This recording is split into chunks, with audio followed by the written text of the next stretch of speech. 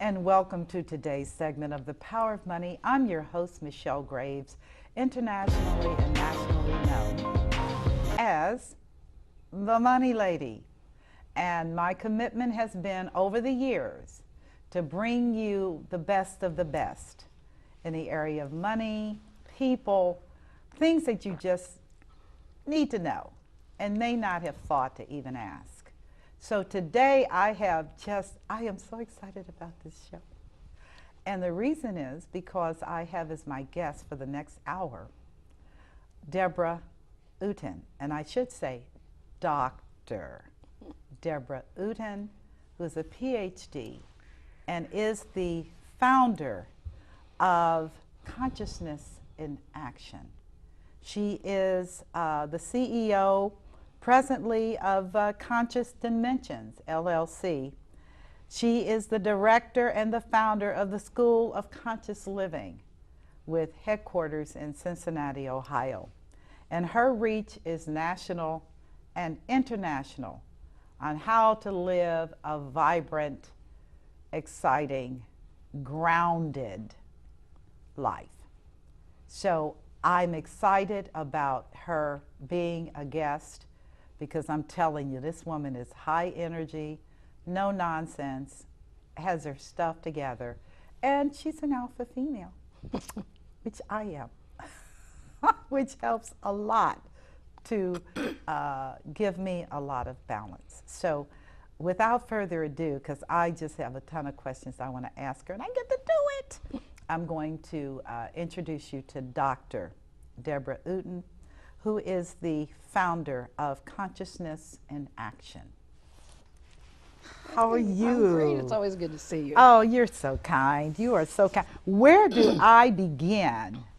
When I look at your credentialing and background and PhD in clinical psychology, whew, that's all about people. It is. That's and what I'm evolving. All about. Exactly. Geez, where do you begin? Tell me how you wound up on this road. Wow. It's okay. You know, it's one of those roads that you kind of, I think I knew really early, like around 3. I know by 12 I was saying things like, I'm going to be Sigmund Freud. Oh my God. So, the other thing I said was I could also be a Vita. Yes. So yes. I ended up in the Freud category. I think so. I think you did a better It choice. was, I came from a crazy family, and so from there, you start to go, wow, how did we get this crazy, and how do we correct it? Don't you think how all do of we us heal come it? from? Oh, yeah. I mean, the family is the most dysfunctional unit on earth. Exactly. It's We set don't up that pick way. our family relatives. Right. We're born into it. Right. For lessons. Yes. For lessons that we can learn as we go about our own life. What is the greatest lesson that For we me? have? Yes. Oh boy, that's a big one. I think the greatest lesson is to love. I agree. I mean, 100%. It's to learn to love across the board. With no bias. Why is that so hard? Because we're so different, we're so similar and we're so different. Mm-hmm. I think we look over at another person and we start to look at what's different from us. We also project. Mm-hmm. We project our own inadequacies, our own fears onto the other person. Huh. So like, you serve as a mirror for me and I serve as a mirror for you is one way to look at it. So if I don't like something about myself, I can put it on you and call it, don't like. And that makes it hard to love. Because it's hard for us I think it's hard for us, Michelle, to own our own shadow. Own our own shadow. What does that mean? Well, I think for me it's like there's the light and the dark. Mm-hmm. The light and the dark, good and evil, you could look at it. It's not outside of us, it's inside of us. Mm. And there are aspects of each of us who would go, well, I really like this about me, and I don't like this about me. And the key is to love all of it, to love the stuff that you don't really love about yourself. And if you can embrace that, I think then that's owning the shadow. Loving is not liking. Loving is not liking. So how does one differentiate the two in terms of personal growth? Yeah, that's a great question. I've never had that one. I'm going to challenge That's you. good. I like that. So I can see something in myself that I might not really enjoy, and I can hold the space for it. I can hold the space for the paradox, the beauty of me and the not so beautiful of me. There was a movie, I think it's like Water for Elephants or something like that. Is that a movie? Yes, I miss these kind yeah, of titles. I do too. I didn't really get through the movie because at one point there was the owner of the circus was beating the elephant. Oh no, I'd have to leave. I did. I lost my mind. Yeah, I have to go. And I got really upset and started crying. And then all of a sudden I realized I am the elephant, the circus owner. You're both. And how can I love and hold the space for both of those in me, knowing that I'm both? That is very, very interesting. Very. Now, I tell people all the time, because I am a person that loves people. I just love them unconditionally. I always have. I've loved animals. I love everything. I just love life. And I tell folks I even love bugs, and they're a challenge. They are a challenge. They are a challenge, because particularly these little stink bugs that are everywhere now. Wow. Right. And I said, but you have a purpose. I just don't know what yet. You have the right to exist, but I don't know about coexisting. Right. But you do have a right to Let's exist. move you Let's outside. move you outside. You Right. know, let's move you with your companions and go away. But when you deal with people, given the longevity that you've had in this area of psychology, why are people so unhappy today? I think they're looking for something outside of themselves to make them happy. You know, happiness, that's kind of fleeting, isn't it? It is fleeting. I mean, that's something that kind of moves around. Yeah, it does morphs. move around. It does But move around. for me, I think people are unhappy. If we say unhappy, I think they're unhappy because they're not content with what is happening in the present moment. I'll often say, if people are in the past, they're going to be a little bit, you know, kind of melancholy, depressed. If they're in the future, they're going to be anxious. Life only happens in the present moment. If you're not in the present moment, you're not alive. And so many people walk around, Michelle, not alive. My You know what I mean? goodness. So they're stuck in the past Or in the future, or worrying about the looking future. about the future rather than actively living in the right in the now. present moment. Ah, how hard is that? That's very hard. It's very hard. That is very That's hard. very hard. That's very hard. Now, I think we're probably in the present moment right here Oh, we because we're definitely right are. with each other. Yes. But we could be in our mind thinking about tomorrow. I'm not. I'm but not. Yeah, I'm right here. This is great. And I'm so right if you there. can do that, I think that the fears, the worries, the unhappiness, those kind of go to the side. Because can you don't really exist. change what has not come to pass or alter what has has already happened? You Well, we have can no change it in our mind. Yeah. I mean, and we do all the time. We might look at you and I might look at, let's say we're from the same family. We have the same mom and Okay. dad. And we might look at that family and go, you might say, oh, mom and dad were fantastic. And I might say, mom and dad were a little tweaked. And it's because we're coming from the different perspectives. Right. Yeah. Can we alter the future? I think we can. Because every choice that we make has consequences, and it takes us down a certain road. Of course, we can always make new choices each and Yes, every we moment. can. We have that opportunity. But do you feel, I've been really looking and meditating on this issue of fear and how fear has so altered the course of the ability of people to live and to thrive. Absolutely, and I think that's true. I'm right. That's where I've been on heavily, which is why can a person actualize the creativity that is resident in them? And I keep bumping into this thing about fear, that fear keeps them from loving unconditionally. Right. In the Course in Miracles, that's a book that was, written, I don't even know the authors, but many years ago. And they say that there are two states of being, fear Okay. and love. I believe that. I think that's true. Yeah, I think that's Fear true. and love. Fear is not present moment. It's something we conjure in our mind. I mean, we really don't have saber-toothed tigers walking around right now. I hope not. Yeah. Not. There are some things to be challenged with, but you're going to know it in the moment. The hairs are going to stand up on the back of your neck, and you're going to go, no, no. Right. But fear, that state of being called fear, is what takes us out of the present moment, and it also separates us from all that is, or love. Love is the is the container, and fear separates us from that. So, if a person or even a culture is operating out of fear, right, then not much love. Can't be a lot of Can't love. be. And fear feeds itself, and it just grows and gets bigger and bigger. Is that the reason for meanness, you think? I think there's many reasons, but Is fear the core? Fear is a core issue. Sometimes in my teachings I'll say that, you know, and it's kind of provocative, but I'll say that fear is often associated for me with darkness or Satan even. Love for me is associated with light or goodness or God. And so if we can think of it from that way. Now, for me, I think we have to bring both of them together. We have to reconcile those. We have to somehow see that they're both in the container. Right, but which one drives the person? Well, I think there's a Buddhist saying that says it's the one that you feed.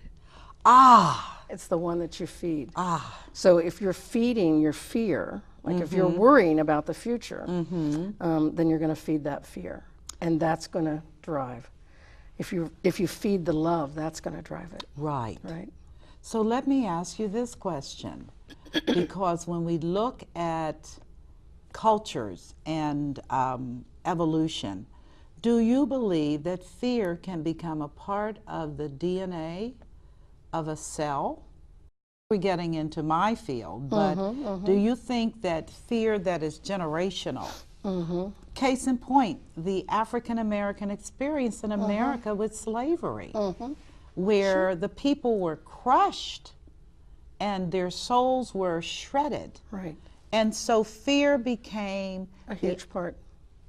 Operative word. If you didn't obey, you were hurt. If you didn't obey, you were killed. Is it possible that that has become a part of the DNA?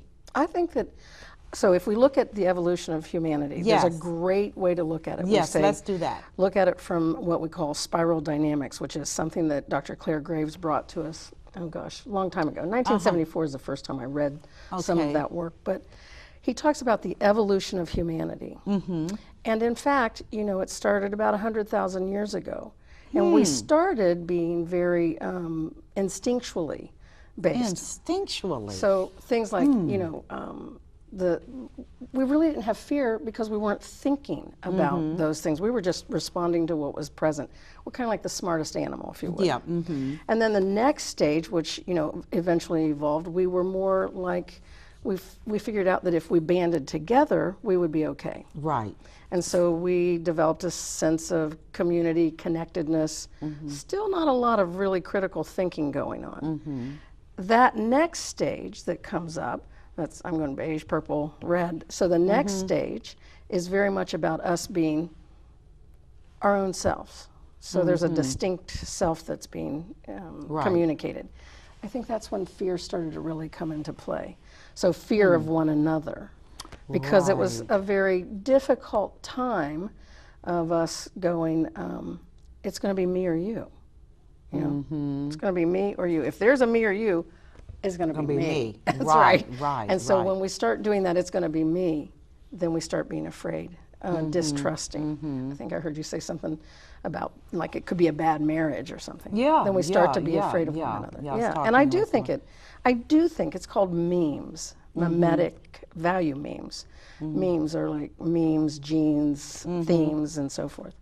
So the meme can and does encode the DNA in each and every one of us, and then it radiates commands to our whole being. Right. That is something I would really.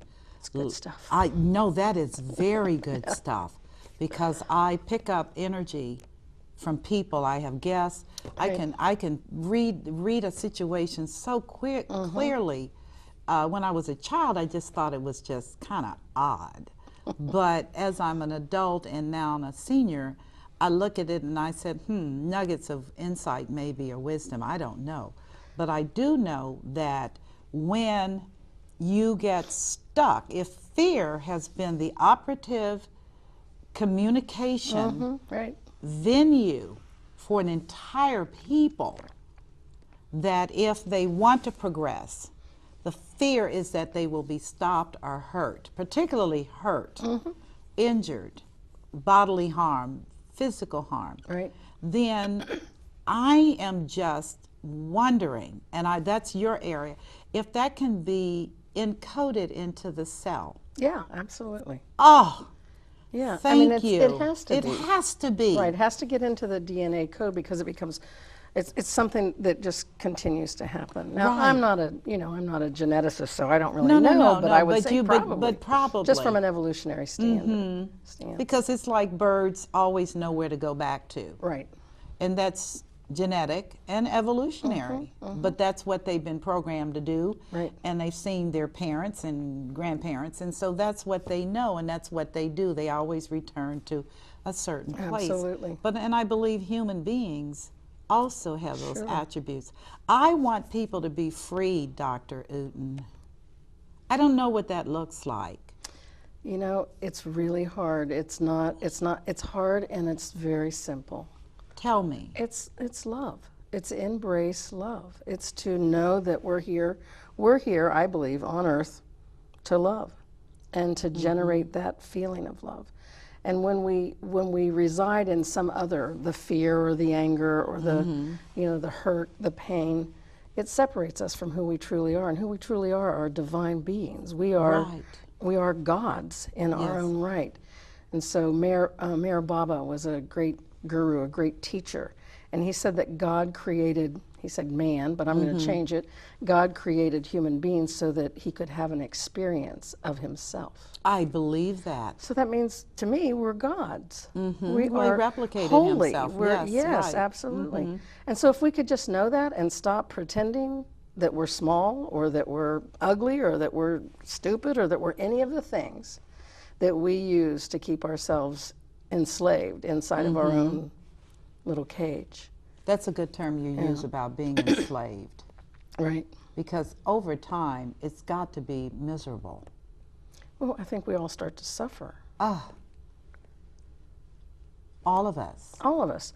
Human beings are so vulnerable. I mean, you know that. Yes. I mean, we could be taken out with a look. Yes. I mean, it can change our entire, Yes. countenance just to be Yes. hurt or abused or actually struck. So, we're pretty vulnerable beings. And so if we could just, come at it from a knowing that we're all vulnerable and approaching everyone as if every human being that I come into contact with is Christ or the Buddha or whomever, then we're going to be treating everybody with love instead of with something that's going to hurt. Right. You know? That's so powerful what you said. Of course, I'm in private practice and I deal with a lot of seniors, a lot of people that are older. And I had a call yesterday from a woman who I had called. She asked me to call, wrote it down, because I make people write stuff down. She wrote it down, said, I need to talk to you about, and she named the areas. And I began to call her and leave no call back, just call. So yesterday she called me back. And I was eating, and I don't like to talk when I'm eating, and I said, oh, I'm delighted to hear from you. I was a little concerned. And I said, but I'm going to have to call you back. And she said, that won't be necessary. I don't know why you're calling me. And I said, I'm calling you because you asked me to. Well, my husband doesn't want to deal with this. And slammed down the phone. And you know what? For a minute, I felt myself like that human experience, which is, what? What happened? What happened here? Right. And then I thought back and I said, there's something going on in her world that's not good. And I don't need the dynamic.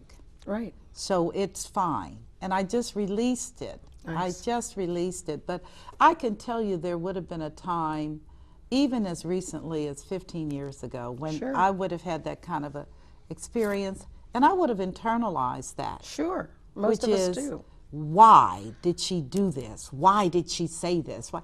And I just found that I can't do those things Right. anymore. I Right. just can't do it. It takes too much energy. It takes too much energy to process something that I didn't have anything to do with. Right.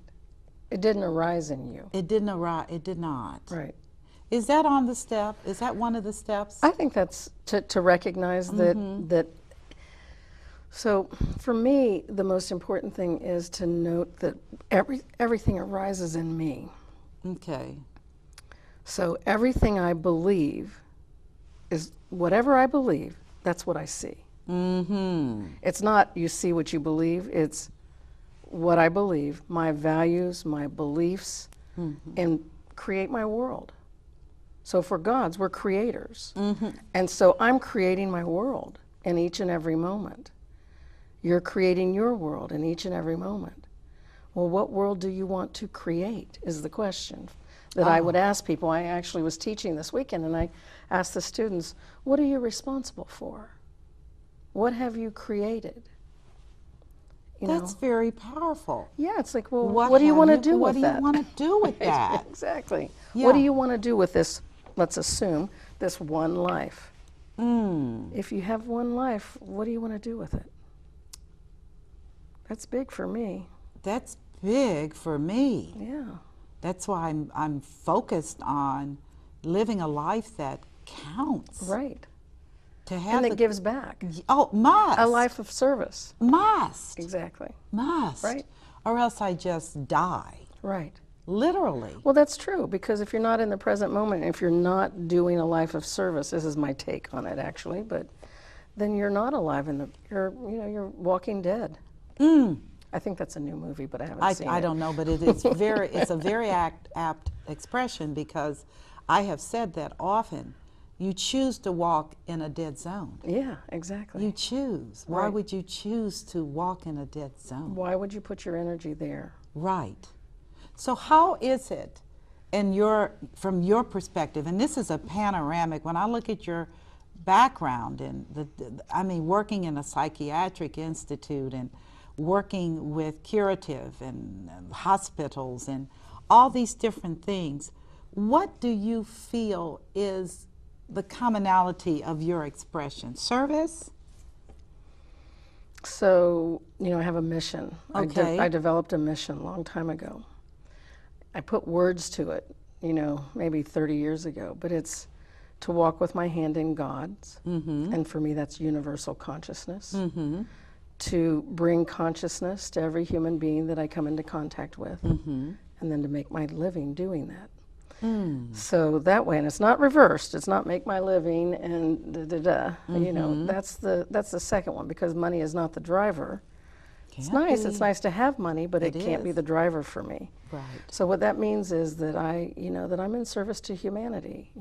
I see myself as somebody who comes and assists. That's what I'm going to do. And helping people to break out of the egg? To break out of their, whatever it is that they're in. Chains, shell, cage, whatever it is. Because we enslave ourselves in so many different ways. That is so amazing. Yeah. Do you think that humans have a penchant for this? Wanting to be enslaved? Yeah, that's a good question. I believe that there are so many universal laws operating on us to keep us asleep in every given moment. So it's very hard for human beings to wake up. We live on a very dense planet. And so you have to be practicing self-awareness, self-remembering, self-inquiry on a minute by minute, second by second kind of life, so that you can wake up and go, is this live or is it Memorex? Remember that? You remember that? Yes, I do. love that. Is it It's live great. or is it Memorex? So am I living my life in present time, or am I living a memory? Or am I living somebody else's memory? Oh, indeed. Am I Because living that's somebody back else's? into, your parents and your family. And I was coming back from Asheville the other day, and beautiful city. I love that. home. Ah. And there's this big billboard, and it has this machete, and it says, "Create your own path." And I thought, that is a truth. Of course, they were selling the machete, but create your own path. So Yes. the other thing I say is, if you see a path before you, it is not yours. Because Really? paths that are already laid, that belongs to somebody else. like you were saying. It belongs to your parents or to your culture or to your Yes, whatever, yes, not yes. to you. Yeah. Viewers, let the camera come and read my face. Did you just hear what she said? She said paths that are already laid are not yours. And that's the truth. Yeah. Do something that's uniquely yours. Yes. Absolutely. That's not as simple as it sounds, though. No. Usually way showers or way seers or people who build their own path. I mean, you know, some of them do great things and some of them don't, you know. But what happens is there's usually a pushback. If you step out of the line, you know, of the way it's supposed to be, you're going to get pushback. You're going to get something. Pushback from who? Well, from the culture. Let's look at Martin Luther King. You were talking about African American culture, and so let's look at Martin Luther King. What a great man of service! What Great a man of service. Servant leader. Yes, he was a servant leadership. Yes, was he huge. was. And so for him, what did that cost? What was the cost? His life. His life. His life. And a lot of times when people go, no, I'm not gonna go in this direction. Let's go in a different direction. They get hurt. They get taken out because it's too big of a threat to humanity, to the status quo. Is it that, you think? I think it is on some level. So if we suggest that there is a, quote, operative status quo, that basically means that there are a number of people that think like that. There are, and see their preservation as encapsulated in that. Absolutely. They're on automatic pilot. So, you know, if you're on automatic pilot, you're getting up and you're doing what you believe you're supposed to be doing, not what your soul tells you to do, not what your physical body tells you to do, none of those things, right? Right. So as I see it. Yeah, well, as we see it. Okay. You know, here we are. Okay. So hopefully we won't get shot for this, but, you know. And it's okay with me if I do. Oh, I'm fine with it. You know, a lot of the great way showers end up crucified, shot, killed, marginalized. Yes. And some of them don't. And you know, it's just the matter of, can we walk our own path? Can we lay our own path? Can we really be true to what it is that's arising inside of us, you know? So why is it that women all over the world catch it? I'm serious. This is not this is not a U.S. issue. You know that. Yeah. Oh, yeah. And the project I'm involved in. Right. Why is it that women cannot actualize into their creativity as in aggregate, as a group? Well, you know, I'd have to go inside myself. I'm like, well, I think some women have. Some groups of women have. Okay. You know, how do we get, you know, more than 72 cents on the dollar? I don't know. I don't know about that. I'm not sure how to do that, but I think that women are creators. You have to well, we birth. Exactly. We're birthers. That's scary for people. That's scary for the other sex in some respect, would be my guess. I mean, we have a lot of power. And how is it? I mean, well, it's, you know, if you look, there's a great book by Frederick Marx and Engels called The Origin of the Family. And it basically says how we got into this place where men are in charge is we started to own property. So the minute we start to own property, that means there's value in that property. Right, and less value in what the woman does. What she does in terms of birthing. And right. But they made women property. They did do that. I'm serious. I'm familiar with both true. gentlemen. That's true. They did make women and children. Well, once you start property. defining things as property, then There you go. It's a commodity. It is a commodity. So if you're owning something, you know, in the ancient times, in the beginning of our evolution, we believed that everything had a spirit. Everything. And I believe that even now, everything has a spirit. Everything is connected. I believe that. There's nothing that isn't connected. And so if you believe that, how can you enslave something? Well, see, that's the thing that I have actually struggled with from a spiritual perspective, as well as just in terms of economics and allocation of resources. If you understand that we are all interconnected, Right. that the blood that's in you is the same as the blood that's in me, Absolutely.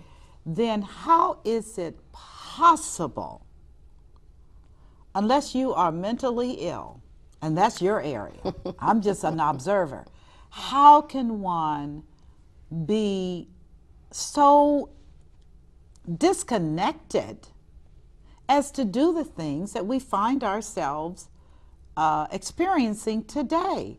Worldwide hunger. And then which is we don't have enough resources. And I was like, are you serious? Right. Who told you that lie? Who said this? And at what expense? Right. Right. Humans? Is that what it's about? What are your thoughts? You know, I really believe that I think human beings have two things. We're great problem solvers. Okay. Of course, we can't solve the problems of today with the thinking of today. No, we cannot. And we are also great categorizers. So we put everything into categories. And so when you put something into a category, you put it into something that's not me. Oh, okay. So if I've got this box with these people in it, they're not me.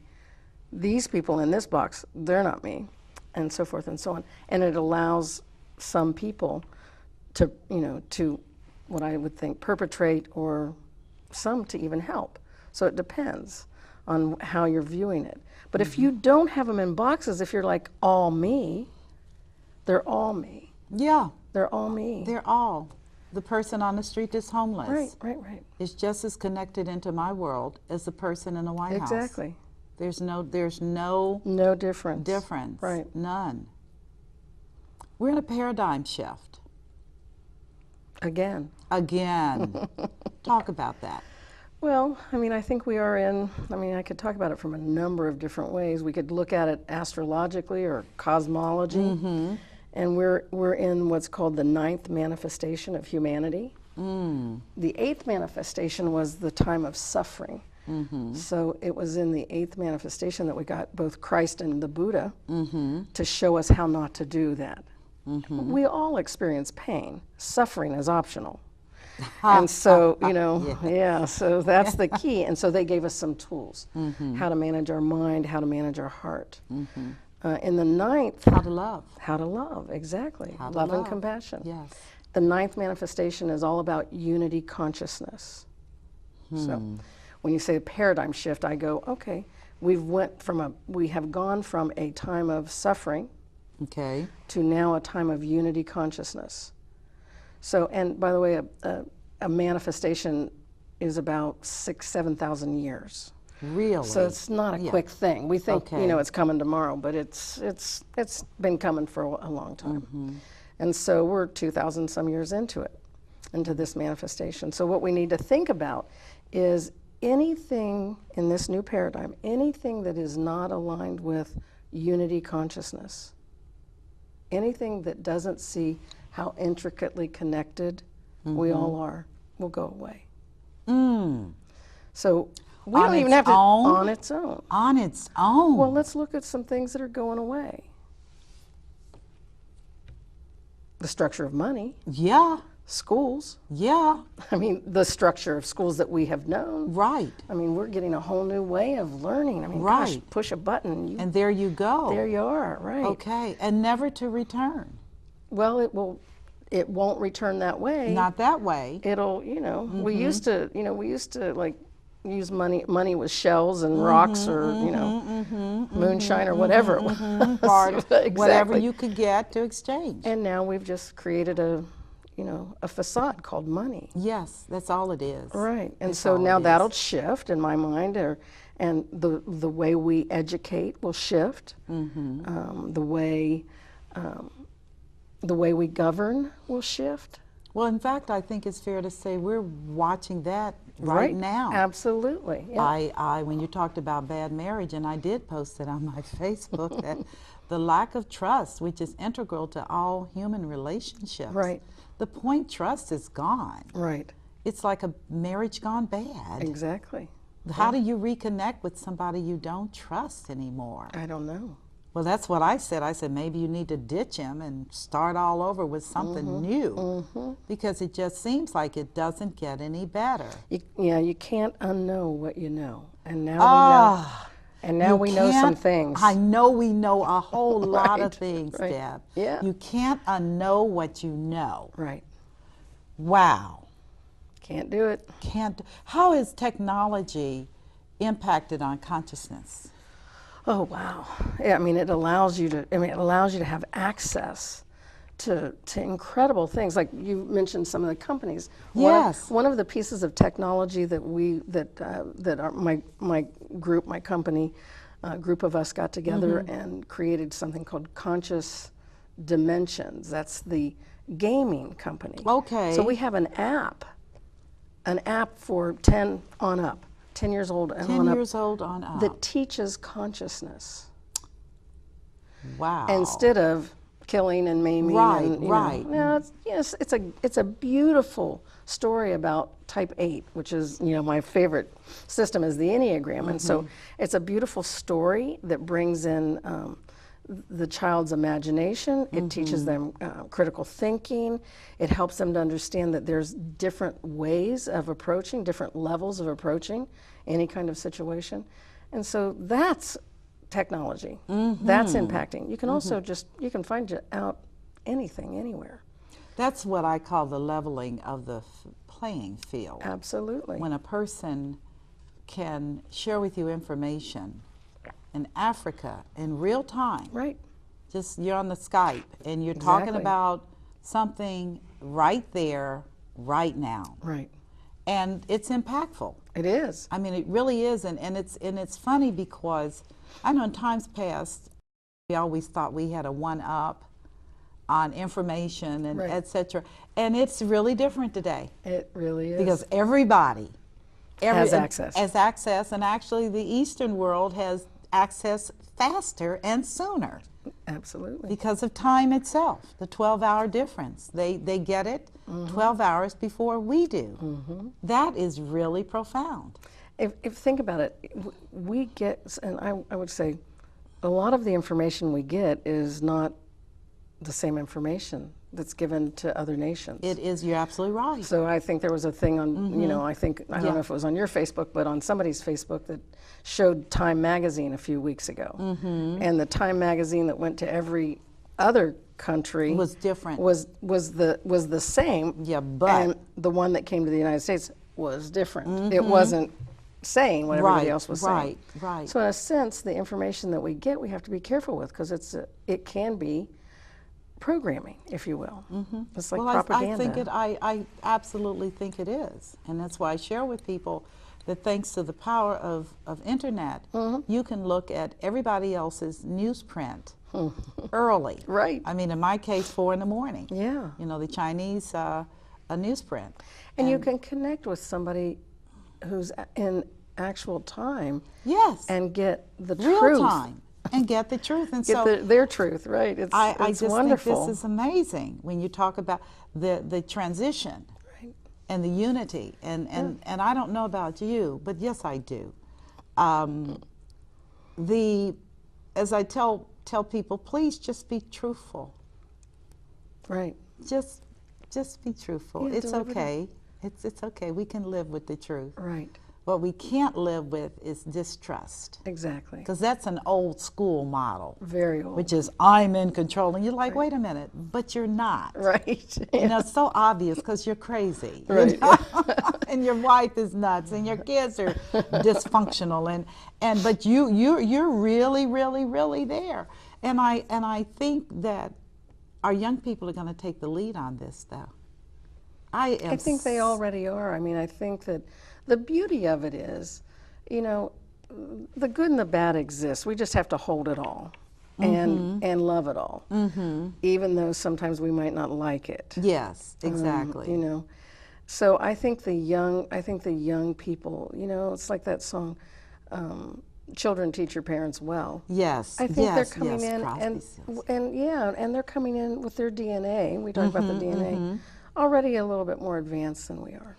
You're absolutely They have right. more info. They have, you talk about that time when you were young and you were hearing things or seeing things. We all have that capacity, but it's sort of shut down incrementally so that we don't know. We fall asleep.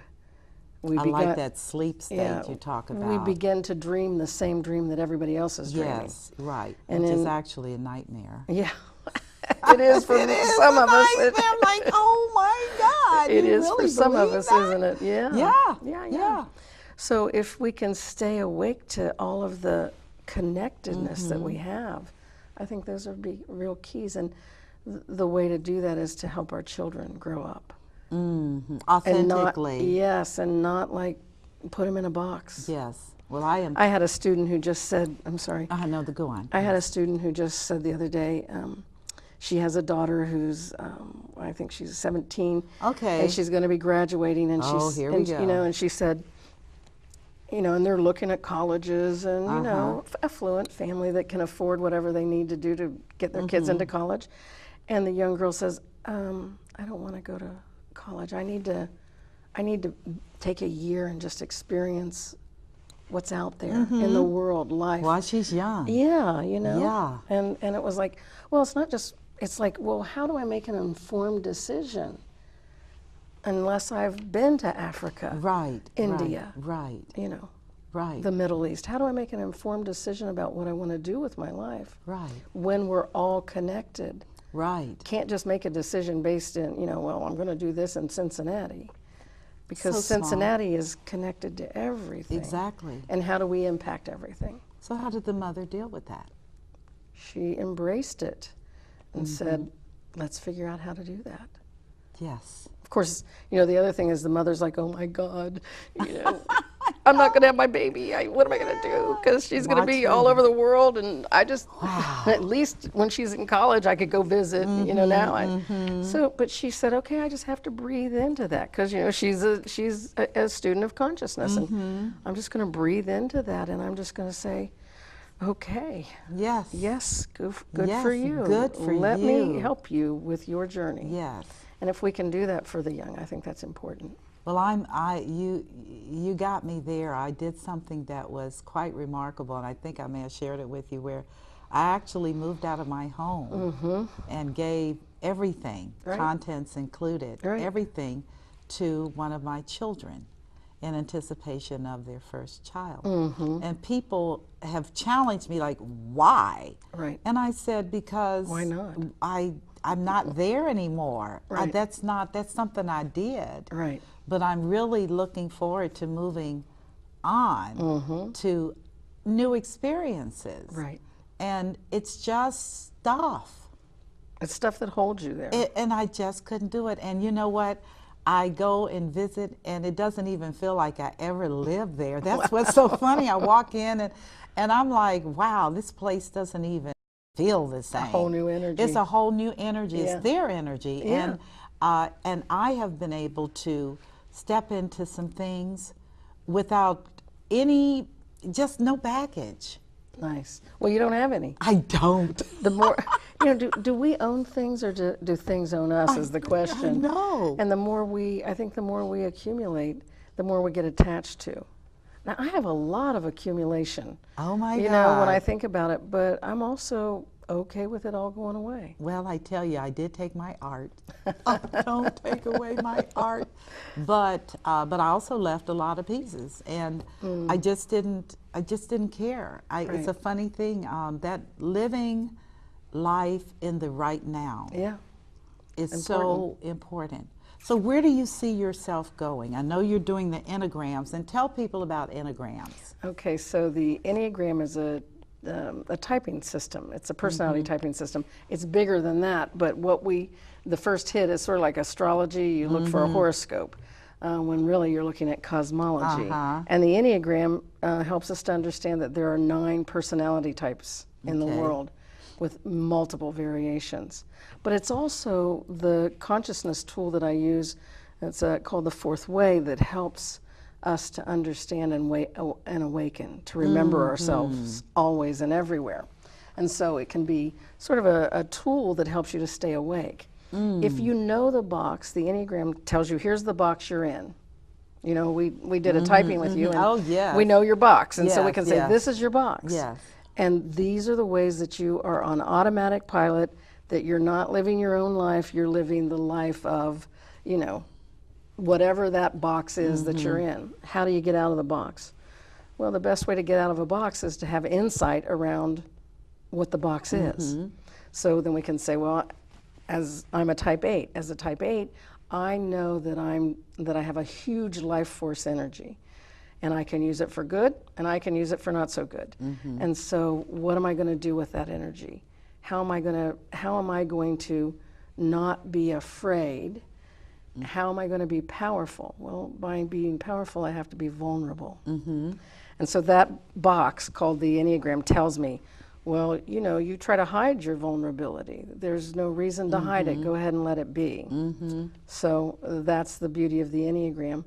Where do I see myself going with it? I can't see myself doing anything except teaching consciousness. So I don't see myself going anywhere. I do know that I'm not going to start any more companies. It's like, okay, you're done with that. I just got to let this go. But I will certainly support anybody who wants to start something that is about consciousness. Because, I mean, you could come to me and say, hey, you know, you want to get in on something, let's say, I don't know, masks, since it's Halloween. So you want to get in on something for masks, and I would say, no, because my mission statement is to walk with my hand in God's, to bring consciousness. It might make me a lot of money to make masks. But does it change? Yeah, but does it change people's lives? Does it help people to understand that, you know, love is what it is, and that to live in the present moment? No, it doesn't. So I have to be a no for that. But if you bring me something like shea butter, and say, Sheology. If you bring me something like that, then I'm like, oh yeah, I can be a part of that, because it changes lives. You know, it does. It affects the largest organ in our body, our skin. So you know, it's funny you say that, because you know, coming with my background in finance and banking, cold industry, godless industry. Money is God. And but on the other side, with this biochemistry and all this other stuff, and the women, and being able to help women and children and women all over, it just was, again, that balancing of good versus evil. Right. And here it is. Holding the paradox. And saying, you know what, I'm dealing with this, but I really do know what the devil looks like. I'm not confused. Right.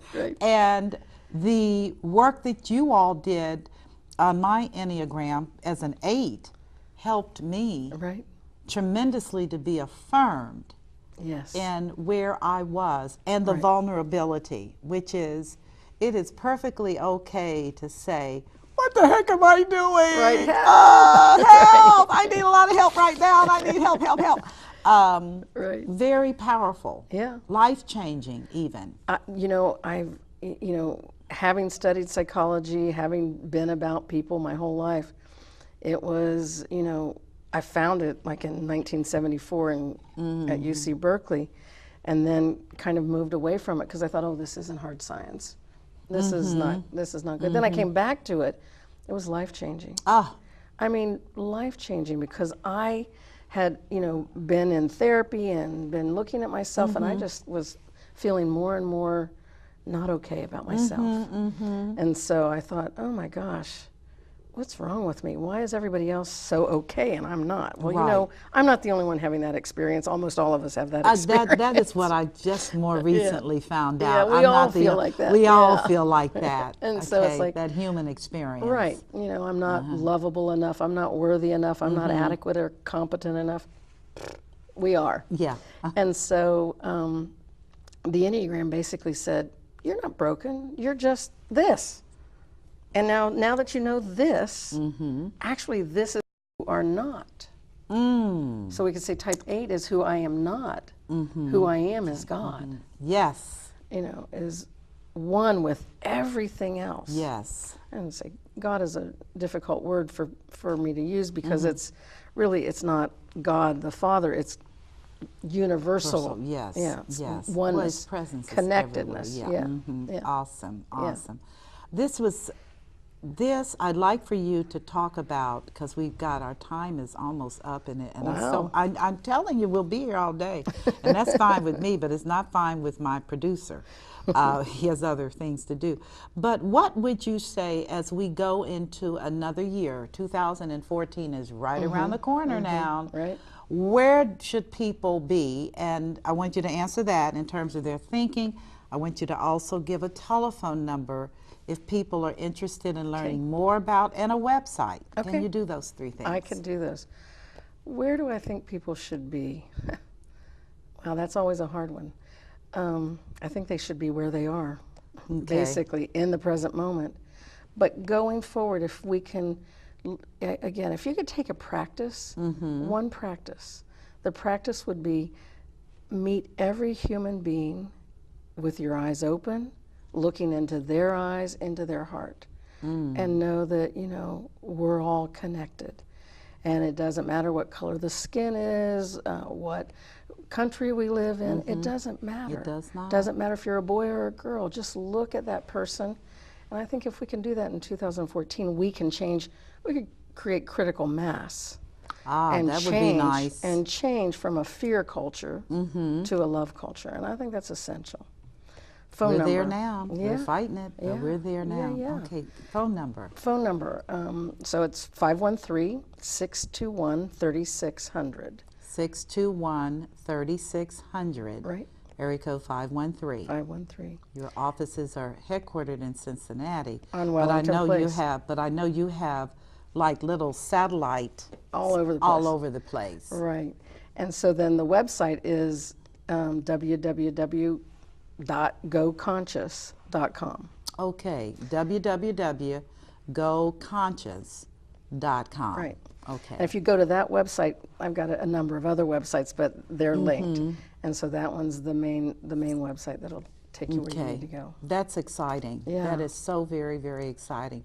Well, I just want to say that I find you to be one of the most amazing, and I don't use this term lightly, amazing, forward-thinking people, female, yeah, but people that I have ever personally encountered, and I have interfaced with many, many people. But what affected me in our interface is I said, God, she is so much like me.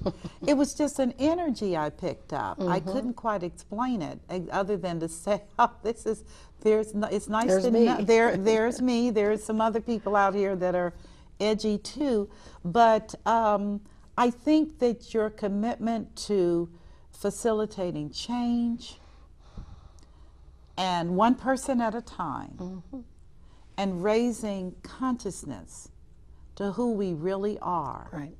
is so apropos to the times that we're in today. Right. Because I'm going to tell you something, Dr. Ooten, this system is not working. Right. That's the bottom line. Okay. It's not working. Right. There are too many people that are hurting spiritually, emotionally, and physically. Absolutely. This country, it's the sickest industrialized country out here. Sad. Sad, Right. hurt, sorrow. How can we not know? How can we not know Right. that something is amiss? Right. But I am grateful for what you bring to the planet. Thank you. In terms of your vision and your hope, because it is the hope that enables us to embrace the change without fear. It is that hope, which is we know inside that this cannot continue. I have faith that it won't. Oh, I'm counting on It it. has to, something has to change. Well, Yeah. you know, it will, because it has to. It has to. Chaos theory. It's going to change. I love it. Yeah. Yes, because it has to. Right. Well, on that note, viewers, Dr. Deborah Ooten, fascinating woman, founder of the Consciousness in Action, and clinical psychologist, well known nationally, internationally, and I'm honored to have her as my guest on today's segment. And for those of you that are in conscious living, yes, I am a number 8. Bet you're not surprised, okay? And I thank you for being a part of my world today. And as always, God bless you and have a stellar week. I'm Michelle Graves. Good night.